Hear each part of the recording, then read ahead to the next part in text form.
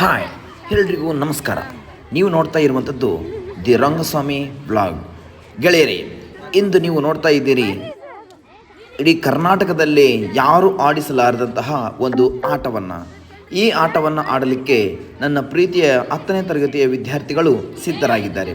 ಇದರ ನಿಯಮ ಏನಪ್ಪ ಅಂದರೆ, ಇಲ್ಲಿರುವಂತಹ ಟೇಬಲ್ ಮೇಲೆ ಕಾಣ್ತಾ ಇರುವಂತಹ ಗ್ಲಾಸ್ಗಳನ್ನು ಬಲೂನನ್ನು ಹಿಡಿದುಕೊಂಡು ಆ ಗ್ಲಾಸನ್ನು ಎತ್ತಿಕೊಂಡು ನೇರವಾಗಿ ಆ ಕಡೆ ದಡದಲ್ಲಿರುವಂತಹ ಟೇಬಲಿನ ಮೇಲೆ ಯಾರು ಜಾಸ್ತಿ ಆ ಗ್ಲಾಸ್ಗಳನ್ನು ಶೇಖರಣೆ ಮಾಡ್ತಾರೋ ಅಂಥವರು ಈ ಗೇಮಿಂದ ವಿನ್ ಆಗ್ತಾರೆ. ಬನ್ನಿ ಗೆಳೆಯರೇ, ನೀವೇ ನೋಡಿ ಈ ಗೇಮನ್ನು ಆನಂದಿಸಿ.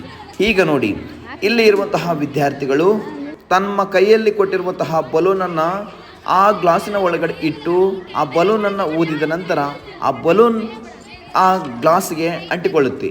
ಆಗ ಆ ಗ್ಲಾಸನ್ನು ನೇರವಾಗಿ ತಂದು ಆ ಕಡೆ ಇರುವಂತಹ ಈ ಟೇಬಲಿನ ಮೇಲೆ ಹೀಗೆ ಇಡ್ತಾರೆ. ಇಟ್ಟ ನಂತರ ನಿರಂತರವಾಗಿ ಇವರಿಗೆ ಕಾಲಾವಕಾಶ 1 ನಿಮಿಷಗಳ ಕಾಲಾವಕಾಶ ಇರುತ್ತೆ.